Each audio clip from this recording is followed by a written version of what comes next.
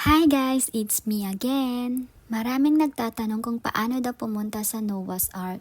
Nakadepende yan kung saan kayo manggagaling at kung sasakay kayo ng MTR, bababa kayo sa Kwai Fong Station.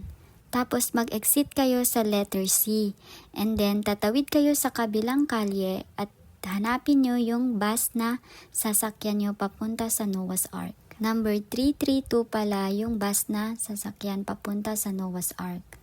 Tapos, bababa na kayo dito sa may Noah's Beach Commercial Complex.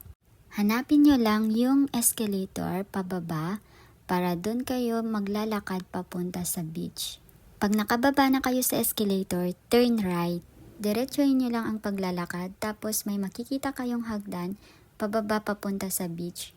Kunting lakad pa at mararating na rin natin yung Noah's Ark. And finally, we're here. Ayan yung Noah's Ark. Yan yung view pag nasa labas ka. At pwede rin kayong mag-picnic dito sa dagat. Yun lang, thank you!